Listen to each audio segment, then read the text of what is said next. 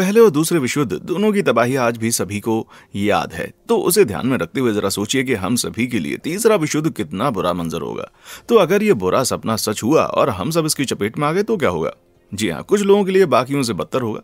तो तैयार हैं आप, क्योंकि आज हम तीसरे विश्व युद्ध में आपसे करवाए जाने वाले सबसे खराब कामों पर ही वीडियो लेकर आए।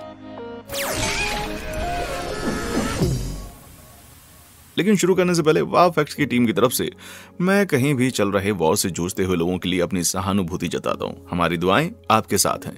आपके जज्बे को हम सलाम और समर्थन करते हैं। जल्दी ही इस तबाही का अंत होगा। चलिए वीडियो शुरू करते हैं।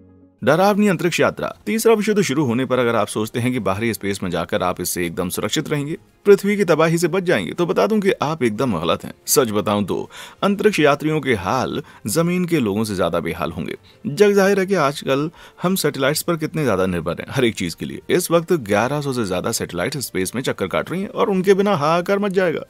फोन, सिग्नल, इंटरनेट, सैन्य संगठन, सब के सब काम एकदम ठप। आप मेरा इशारा नहीं समझ रहे हैं ना? जी हाँ, सभी एक दूसरे के सैटेलाइट्स को तबाह करना चाहेंगे और जमीनी सतह पर इससे हो रही बाधा के साथ यह अंतरिक्ष यात्रियों के लिए भी घातक हो सकता है। अगर कोई मिसाइल सैटेलाइट से टकराती है तो उसका मलबा अंतरिक्ष में 17,500 मील प्रति घंटे की रफ्तार पकड़ सकता है। इतनी गति से बस एक गोल्फ बॉल जितना टुकड़ा ही पूरे अंतरराष्ट्रीय स्पेस स्टेशन को तबाह कर सकता है, जिससे स्टेशन डिप्रेशराइज होकर अंदर की सारी हवा को स्पेस के वैक्यूम में खींच लेगा, जहां तक कि फेफड़ों की हवा को भी, जिससे उनका पल भर में ही दम घुट सकता है। क्यों? तोते उड़ गए ना? सही है। इमेजिन कीजिए कि सारे देश एक दूसरे के सैटेलाइट्स पर मिसाइल दाग रहे हैं। भाई चारों ओर इतना कबाड़ा उड़ रहा होगा कि उसमें फंसने वाले के बचने की कोई चांस ही नहीं है।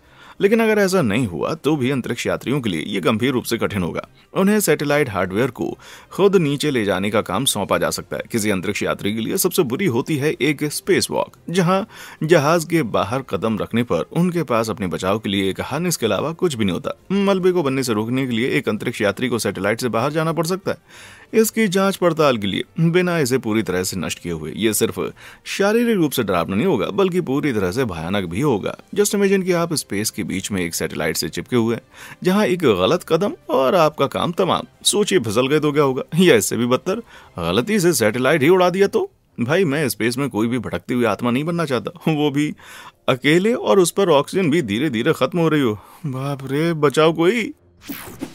टफ ऑपरेशंस, स्पेशल ऑप्स, उनके बारे में तो आपने सुना ही है। वे हाईली स्किल्ड, वेल ट्रेन्ड सैनिक हैं। इन एजेंट का जैसा देश वैसा भेष होता है, लेकिन ये हर तरह से युद्ध और घुसपैठ की रणनीति में अच्छे से ट्रेंड होते हैं। जैसे ब्रिटेन की खास नाव सेवा के ट्रेनीज को सिर्फ 4 हफ्ते मिलते हैं प्रशिक्षण को पूरा करने के लिए, वो भी 40 किलोमीटर की मार्च के साथ, जिसे 10 में से सिर्फ एक ही पूरा कर पाता है। रूस की स्पेट्सनाज़ लाइव फायर के बीचों बीच असॉल्ट कोर्स की ट्रेनिंग होती है। तो हाँ, ये कोई एनसीसी का स्काउट कैंप नहीं है। हालांकि प्रशिक्षण के इन टफ लेवल्स का मतलब है कि मैदान में उतरते ही स्पेशल फोर्सेस खेल का रुख बदल देते हैं। 2011 में यूएस की नेवी सील ने ही ओसामा बिन लादेन को मारा था। इसके अलावा उन्होंने न जाने कितने ही कामों को अंजाम दिया जो आज भी सरकारी रहस्य बने हुए। तो तीसरे विश्व युद्ध की स्थिति में इन लोगों को ही दुनिया के अब तक के सबसे मुश्किल, सबसे खतरनाक मिशन पर भेजा जाएगा। मान ले कि सबसे बुरा हो जाए और परमाणु बम भी शामिल हो जाए, तो उन्हें मिसाइल से फायर करना सबसे अच्छा आइडिया नहीं हो सकता, क्योंकि लक्ष्य को मारने से पहले ही एंटी एयर डिफेंस सिस्टम उन्हें नेस्तनाबूद कर देगा। इसके बजाय इन स्पेशल फोर्सेस को गुप्त तरीके से ये लोड पहुंचाने का काम सौंपा जा सकता है। छोटी पनडुब्बी का इस्तेमाल करके नेवी सील टास्क फोर्स खास मौकों पर इसका इस्तेमाल करती है। इसमें 8 सैनिक की जगह है और 24 घंटे के लिए महासागरों को पार करने जितना ऑक्सीजन भी होता है। वो खुद को परमाणु के साथ लोड करके 300 फीट से ज्यादा गहराई तक जा सकते हैं, बिना दुश्मन की नजर में आए। लेकिन ये सिर्फ तंग, ठंडा और मुश्किल नहीं होगा, बल्कि उन्हें घुटनों से टकराते हुए परमाणु बम के साथ ही समुद्र से गुजरना पड़ेगा। चलो मान लीजिए आप इसमें सफल रहे, गलती से डिवाइस से छेड़छाड़, खुद को पूरा जलाए बिना, फिर भी इस बात की कोई गारंटी नहीं है कि आप मिशन को पूरा करने से पहले ही पकड़े नहीं जाएंगे। यार मुझे तो ऑफिस का रूट तक डिसाइड नहीं हो पाता, ये स्पेशल ऑप्स तो पता नहीं सब कुछ कैसे कर लेते हैं। बढ़िया यार। पता है आपको क्या जल्दी से डिसाइड कर लेना चाहिए? नीचे दिए गए लाइक और सब्सक्राइब बटन्स को दबा दिया। बढ़िया, चलो अब आगे बढ़ते हैं। बायोबॉमर।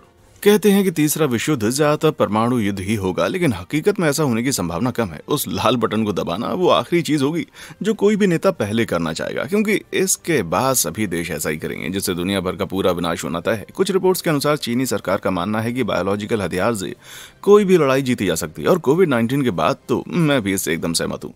उस कोविड ने पूरी दुनिया का हाल बेहाल कर दिया था, जिसकी मृत्यु दर सिर्फ 3.4% थी। तो जरा सोचिए, अगर बुबोनिक प्लेग जैसी घातक चीज जिसकी मृत्यु दर 60% तक है उसको वो हथियार बनाया गया जिस पर टीकों और एंटीबायोटिक दवाओं का असर ही ना हो, तो इससे हुई तबाही के बारे में तो कोई सोच ही नहीं सकता। और अगर ये गलत हाथों में लग जाए तो ये पृथ्वी पर मानव जीवन को भी मिटा सकता है। इस बात को ध्यान में रखते हुए ऐसे बायो हथियार बनाने और उनका परीक्षण करना लोगों के लिए सबसे खराब नौकरियों में से एक होगी। एक छोटी सी गलती और उसके बाद आप सुपर वायरस का घर बन सकते हैं जो मानव को और बुरे तरीके से खत्म कर सकता है। और सिर्फ बनाने वालों के लिए नहीं, बल्कि इसे एक जगह से दूसरी जगह तक ले जाने वालों के लिए भी बड़ा जोखिम हो सकता है। मान ले कि आपका काम हथियार वाले इस प्लेग को लैब से सैन्य अड्डे तक उड़ाना है। युद्ध के बिना भी ये काम निहायत ही स्ट्रेसफुल होगा, लेकिन युद्ध के वक्त ये पागलपन होगा। सोचिए आप पर गोलियों की बौछार शुरू हो गई, सटीक निशाने पर गोली लगते ही ये घातक बायोलॉजिकल सूप पूरी दुनिया को निकल लेगा। और अंदाजा लगाइए कौन जिम्मेदार होगा। जी हाँ, आप। चलिए अगर आप बच भी गए तो आप फिर भी लाखों निर्दोष लोगों की मौत के जिम्मेदार होंगे, क्योंकि वायरस सैनिकों और नागरिकों के बीच कोई भेदभाव नहीं करता। इसलिए जब तक कि आप कोई साइकोपैथ नहीं है, दोनों तरफ से आपकी हार पक्की है। और अगर आपको लगता है कि ये सब सिर्फ इमेजिनेशन ही है, तो मैं आपको बताता चलूं 1980 के दशक में सोवियत संघ ने सच में बुबोनिक प्लेग को हथियार बनाने की कोशिश की थी, दुनिया के सबसे बड़े गुप्त बायोलॉजिकल वेपन्स प्रोग्राम के तहत। पर शुक्र है इसका इस्तेमाल नहीं हुआ, मतलब उस वक्त नहीं हुआ। भैया मैं तो चला अपना हेलमेट सूट खरीदने। Fight and flight. कुछ साल पहले अगर आप मुझसे कहते कि जेट पैक की मदद से सैनिक हवा में उड़ रहे हैं, तो मैं आपसे कहता कि भाई साई-फाई फिल्में देखना बंद करो। लेकिन हाल ही में यूके और यूएस दोनों सेनाएं रियल लाइट जेट सूट का परीक्षण कर रही हैं। ग्रेविटी इंडस्ट्रीज द्वारा बनाए ये सूट टरबाइन से चलते हैं और ये हवा में 137 किलोमीटर प्रति घंटा की रफ्तार तक पहुंच सकते हैं। फिलहाल वे सिर्फ 5 मिनट ही चलते हैं, लेकिन युद्ध के वक्त इतना समय भी काफी होगा। आप सोचिए बड़े पैमाने पर युद्ध छिड़ गया है और सभी पक्ष जिंदा रहने के लिए लड़ रहे हैं। अगर आपके पास उनकी पूरी टीम है तो आपके वारे न्यारे हो जाएंगे। पर ठहर जाओ जरा और अच्छे से सोचो। आप एक खूंखार लड़ाई के बीचों बीच में, हर जगह से गोलियां बरस रही हैं और भाई आपको उसके बीचों बीच से दूसरी तरफ जाने का आदेश मिला है। यार मैं कोई आयरन मैन थोड़ी ना हूं। ये सूट काफी भारी भी है, उड़ते समय हथियार भी नहीं चला पाएंगे और नया होने के कारण ये भरोसेमंद भी नहीं है। क्या हो अगर ये बीच उड़ान में ही खराब हो गया? मान ले कि ऐसा नहीं हुआ, तब भी आप खुली हवा में बिना शील्ड की वजह से जमीनी और आसमानी दोनों दुश्मन के पसंदीदा टारगेट बन जाएंगे। मैं तो ऊंचाइयों से ऐसे डरता हूँ यार, उस पर गोलियां भी बरसेंगी। भाई अगर मैं उन सूटों में से एक में होता ना, तो गोलियों का तो पता नहीं, पर ऊपर से ही मेरी वो पीली बरसात आप पर जरूर बरस जाती। पुराने विमान नया युद्ध। किसी भी युद्ध में हवाई श्रेष्ठता महत्वपूर्ण होती है। अगर आपने आकाश पर दबदबा बना लिया तो आपने आपका युद्ध जीत लिया है। अमेरिकी सरकार इस बारे में पूरी जागरूक है, तभी वो हर साल सैकड़ों अरबों डॉलर अपनी वायुसेना पर खर्चती है। अनडाउटली अमेरिका के पास प्लेनेट की सबसे बड़ी, सबसे एडवांस्ड वायुसेना है। उनके पास 13,000 से ज्यादा विमान है। लगभग 4,000 विमानों के साथ रूस दूसरे स्थान पर आता है और लगभग 3,000 विमानों के साथ चीन तीसरे स्थान पर है। तो आसमानी दबदबे में ये तीनों महाशक्तियां आसानी से हार नहीं मानेंगी। लेकिन फिर छोटे देशों का क्या, जिनके पास ज्यादा पैसे नहीं है। तो अगर आप युद्ध छिड़ने पर सीरिया उत्तर कोरिया में एक पायलट है, तो आपके लिए बुरी खबर है। उत्तर कोरिया के पास अभी भी 1950 के कोरिया युद्ध के पुराने लड़ाकू विमान है। ये 70 साल पुराने और एकदम अनकंफर्टेबल है। सीरियाई वायुसेना का भी हाल खराब है। ये बड़े पैमाने पर पुराने और पुरानी लड़ाई में मरम्मत किए विमानों से ही बनी है। तो ऐसे पुराने गौरवशाली ट्रेन में बैठकर लड़ना तो मौत को दावत देने जैसा होगा मेरे भाई। खासतौर पर तब जब आपका दुश्मन एकदम एडवांस लड़ाकू जेट पर बैठकर आपकी तरफ बढ़ रहा हो तेजी से। मुझे तो अपने हाल पर अभी से रोना आ रहा है मेरे भाई। Droning on. इसमें कोई शक नहीं है कि आजकल लड़ाई में ड्रोन एक बड़ी भूमिका निभाते हैं और भविष्य के युद्ध में ये और भी बड़ी भूमिका निभाएंगे। लेकिन अंदर बिठाने और उड़ाने के लिए कोई इतना छोटा कहाँ मिलेगा, क्योंकि पायलट कोई 2 इंच लंबे तो होते नहीं। वे नॉर्मल साइज के इंसान हैं जो उन्हें दूर से ऑपरेट करते हैं। मजेदार नौकरी लगती है ये, है ना? चलो मान लिया कि आपके बेस पर हमला नहीं हुआ तो आपके शरीर पर चोट नहीं लगी, लेकिन दिमागी तौर पर बिल्कुल इसके उलट। पेंटागन की रिपोर्ट्स के मुताबिक अमेरिकी ड्रोन पायलट उन मेटल के बक्से में बैठते हैं जहां सिर्फ कंप्यूटर स्क्रीन होती है। दिन में 12 घंटे, हफ्ते में 6 दिन, और वो भी शांति के समय। इन पायलट्स को अक्सर उन मिशंस के उद्देश्य के बारे में नहीं बताया जाता जहां उनको भेजा जाता है, और उनके पास अपने दस्ते के साथ मैदान पर उतरने का कोई एक्सपीरियंस नहीं होता। वो बस अपने बूथ पर बैठकर कैमरा से देखते रहते हैं, अपने आदेशों को एग्जीक्यूट करते हैं, जिसमें अक्सर लोगों को मारना शामिल होता है। साथ ही अगर वे अपने साथियों को घायल देखते हैं तो वे उनको बचा भी नहीं सकते। वे सिर्फ देखते हैं बेबसी से। इसका मतलब है कि ड्रोन पायलट उतने दर पर ही पोस्ट ट्रॉमेटिक स्ट्रेस से गुजरते हैं जितना कि एक एक्चुअल लड़ाकू पायलट, चाहे वो मेन टारगेट को मार गिराना हो या दुश्मन के इलाके में बम फेंकना हो। एक बात पक्की है, तीसरे विश्व युद्ध में ड्रोन को चलाना बेहद स्ट्रेसफुल होगा। अगर आपका जॉयस्टिक जरा सा भी लक्ष्य से चूका तो आप गलती से अपने दस्ते को उड़ा सकते हैं भाई। OMG, मतलब वो फिर जॉयस्टिक कम और सैडिस्टिक ज्यादा बन जाएगी। पैदल सेना का पागलपन। साइबर युद्ध के बढ़ते महत्व के बावजूद पारंपरिक युद्ध हमेशा ही लड़ाई में अहम भूमिका निभाएगा। मान लो सब सैटेलाइट नष्ट हो गए तो गाइडेड मिसाइलें काम नहीं करेंगी और दुनिया को बिना जीपीएस बिना इंटरनेट वाले युग में वापस धकेल दिया जाएगा। तो पहले दो विश्व युद्धों की तरह बस थोड़े एडवांस्ड वेपन्स के साथ अगर आप तीसरे विश्व युद्ध में फ्रंट लाइन सैनिक हैं तो खतरा बिल्कुल नेक्स्ट लेवल का होगा। स्लो बोल्ट एक्शन राइफल्स के दिन गए जहां हर बुलेट को अलग अलग लोड करना पड़ता था। शॉर्ट और लॉन्ग रेंज हमलों के लिए अब हम ऐसे युग में रहते हैं जहां स्नाइपर्स बिना देखे सेल्फ स्ट्रिंग गोलियों का इस्तेमाल कर सकते हैं। ये गोलियां अपनी उड़ान को सही करने के लिए छोटे पंखों का यूज करती हैं, जिससे वे 1 मील दूर लेजर लाइटों वाले लक्ष्यों को निपटा सकते हैं। लेकिन इस बढ़ी हुई सैनिक तकनीक का मतलब है कि ये उनके लिए पहले से ज्यादा महंगा पड़ेगा। 20वीं शताब्दी की शुरुआत में देश नए ट्रूप्स को लेना जारी रख सकते थे। इस वजह से दोनों विश्व युद्धों में कुल मिलाकर लगभग 30 मिलियन सैनिकों ने अपनी जान गंवाई। आम लोगों की जान गंवाने के अलावा हालांकि नए उपकरणों की महंगाई के कारण तीसरे विश्व युद्ध में यह नामुमकिन होगा। इसलिए चारे की तरह इस्तेमाल करने के लिए सस्ते सैनिकों की टोलियां बिना लड़ाई निहायत तेज और ज्यादा निर्णायक होंगी। रणनीति भी बहुत बदल गई है। नालों से युद्ध करना मुमकिन नहीं है, लेकिन मध्य पूर्व जैसी जगहों में टनल वॉर अब भी एक मजबूत रणनीति है। इस्लामिक स्टेट ने पूरे इराक में सुरंगों के बड़े अंडरग्राउंड नेटवर्क होते हैं, जिससे पश्चिमी सैनिकों को उनका सामना करने में दिक्कत होती है। वे काले और दम घोटने वाले हैं और एक गलत कदम से माइन इसे तहस नहस कर देती है। बाप रे। सौभाग्य से अब बम डिस्पोजर्स, ड्रैगन रनर जैसे हल्के रोबोटिक डिवाइस अवेलेबल हैं। ये उबड़ खाबड़ इलाके में घुसकर बम को दूर से डिफ्यूज या कम नुकसान के लिए खुद ही बम का निशाना बन सकते हैं।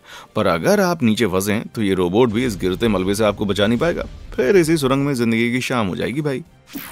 मौत के ठिकाने। फ्रंट लाइन के इतने नुकसान जानने के बाद इसके बजाय एक सैन्य अड्डे पर काम करना सेफ लगता है। आपको लड़ाई में जान गंवाने का जोखिम नहीं होगा, आसपास कोई एक्टिव माइन नहीं होगी और आपको साफ सुथरा बिस्तर भी मिलेगा। जी नहीं, इसके उलट आपकी जान ज्यादा खतरे में होगी। भले ही देखने पर सैन्य ठिकाने सुरक्षित लगते हैं, लेकिन वे असल में दुश्मन के लिए बड़े और ईजी टारगेट है।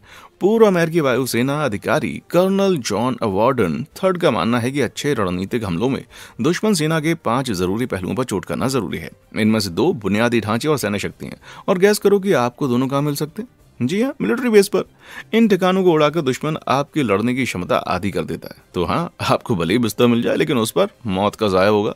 और ये सैन्य ठिकाने सबसे सुरक्षित जगह नहीं है, भले ही वे युद्ध में निशाना ना बने, क्योंकि 2009 के बाद से अमेरिका के ठिकानों में कम से कम 30 गोलाबारी और बाकी हिंसक घटनाएं हुई हैं, जिन्हें वहां रहने वालों ने ही अंजाम दिया है। तो बताओ, एक नया विश्व युद्ध इन हिंसक घटनाओं को ज्यादा बढ़ाएगा या घटाएगा? जरा और फरमाएं। एक ही जगह तनावग्रस्त सैनिकों, पूर्व सैनिकों और नागरिकों को ठूंसा हुआ है हथियारों के साथ, और बाहर वॉर चल रहा है। सोचो क्या होगा? ये तो कत्ले आम का परफेक्ट सेटअप होगा मेरे भाई। हैकिंग की दहशत। शुक्र है कि एडवांस तकनीक की मदद से युद्ध के बीच में ही दुश्मन के तकनीकी बुनियादी ढांचे को बर्बाद करना बहुत फायदेमंद रहेगा। ये उन्हें एक्सपोज कर देगा। मतलब कि हैकर्स विश्व युद्ध में सबसे महत्वपूर्ण भूमिका निभाएंगे, क्योंकि उनके कारनामों के खासा विनाशकारी रिजल्ट्स हो सकते हैं। जैसे 2010 में ये पता चला था कि एक कंप्यूटर वायरस जिसे अमेरिका और इजराइल ने बनाया था, उसका यूज हैकर्स ने 2 लाख से ज्यादा ईरानी कंप्यूटर्स को इन्फेक्ट करने के लिए किया था। इस स्टक्सनेट वायरस ने ईरान के परमाणु सेंट्रीफ्यूज के 20% हिस्से को नियंत्रण से बाहर करके देश के परमाणु कार्यक्रम को अपाहिज बना दिया। और ये उस समय की बात है जब इन दोनों देशों के बीच कोई युद्ध नहीं चल रहा था। वाह। और ऐसा हैकर ने ऑफिस में बैठे बैठे कर दिया। लेकिन वेट, अगर एक हैकर का काम सिर्फ कंप्यूटर स्क्रीन के पीछे बैठना है तो युद्ध छिड़ने पर फिर यह सबसे खराब नौकरी कैसे हुई? अरे माना कि आपको किसी मोर्चे पर नहीं लड़ना, लेकिन खुफिया एजेंसीज का विरोध लगातार और बेरहमी से करने पर हैकर को उसी के फॉर्मूले से तबाह किया जाता है, उनकी प्राइवेसी पर चोट करके। हाल ही में एफबीआई ने 4 रूसी सरकारी एजेंट्स पर दुनिया भर में एनर्जी कंपनीज को बुरे इरादों से हैक करने का आरोप लगाया। तो उनके चेहरे हर जगह दिखाए गए और उनका रिकॉर्ड अब हर बड़े साइबर क्राइम डेटाबेस पर है। इसलिए वो अब कहीं यात्रा नहीं कर सकते, क्योंकि अगर वे पकड़े गए तो उन्हें आजादी को अलविदा कहना पड़ेगा। फिलहाल इस पीस टाइम में तो रूसी सरकार उनकी रक्षा करेगी, पर युद्ध के वक्त वे इन्हें सिर्फ बचाएंगे नहीं, बल्कि उन्हें बंदी बनाया जाएगा। कीमती एसेट होने पर उनकी सरकार उन्हें लगातार निगरानी में रखना चाहिए। हाँ, अगर उन्हें मारा ना गया तो। दुनिया की नजर में आने और बंदी बनने पर हैकर्स के पास अपने नेताओं की बात मानने या जान गंवाने के अलावा कोई ऑप्शन नहीं होगा। वे सचमुच सिस्टम के गुलाम बन जाएंगे। तो उस वक्त हैकिंग मजा नहीं, बल्कि एकदम गंदी सजा बन जाएगी मेरे भाई। घिनौने मामले। जंग में लड़ते हुए सालों बिताना काफी तनावपूर्ण है, लेकिन सेना में एक और खतरनाक काम भी है जिसके PTSD रेट्स काफी हाई हैं, और वो भी बिना लड़े। वो है मोर्चरी के विशेषज्ञ वाली नौकरी। ये वो पेशेवर हैं जो युद्ध के मैदान में जाते हैं और मरे हुए सैनिकों का पता लगाते हैं। वे जांचते हैं कि क्या बचा है, उनका सामान इकट्ठा करते हैं और उन्हें घर लौटाने के लिए वहां से ले जाते हैं। ये काफी डिप्रेसिंग होता है, लेकिन तब आपको पता चलता है कि बायोलॉजिकल या केमिकल हथियारों का इस्तेमाल किया गया है, तो इनमें से कई शरीर भस्म पहचानने योग्य नहीं होते। उन्हें ले जाना बड़े जोखिम का काम होगा। तो अपने साथी के मरने के सदमे के साथ साथ आप किसी बैक्टीरियल रोग का भी निशाना बनेंगे। बाप रे। और एक बात, इन विशेषज्ञों को कभी कभी अपने घायल साथियों को मैदान से ले जाना पड़ता है, चारों ओर गोलियों की बौछारों के बीच बीच। भाई, गोलियों को चकमा देना अकेले मुश्किल है, उस पर दूसरे को साथ ले जाना है। हे राम। भविष्य का युद्ध। तो अभी तक हमने कुछ सबसे खराब कामों पर नजर डाल ली। अभी युद्ध छिड़ने पर आपको सौंपे जा सकते हैं ये। लेकिन क्या हो अगर ऐसा आज से 25 साल बाद हो? खैर, तब तक तो अमीर देशों के सैनिक रोबोटिक सूट का इस्तेमाल करके लड़ रहे होंगे।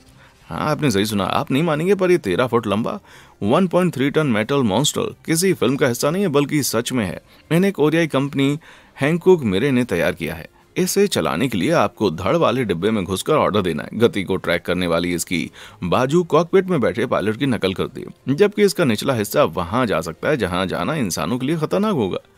ये अभी सिर्फ एक प्रोटोटाइप है, लेकिन जरा सोचिए, क्या हो अगर सैनिक इन्हें जमीनी लड़ाई में यूज करें तो कौन हराएगा इनको? जरा रुकिए, तो इसमें क्या बुराई होगी? अजय, अगर आप इनमें बैठकर युद्ध में घूम रहे हैं तो दुश्मन बस आप पर ही फायरिंग करने वाले हैं, और ये चाहे जितने मजबूत हों, ज्यादा नहीं टिक पाएंगे। और तो और ये देखिए, उनके पास तो खासी गति भी नहीं है, और इसलिए तेज भागने का तो चांस ही नहीं है। एक रॉकेट और फिर बूम, ये भारी मशीन आपका ताबूत बन सकती है भाई। लेकिन क्या होगा अगर युद्ध शुरू होने में 50 साल और लग जाए?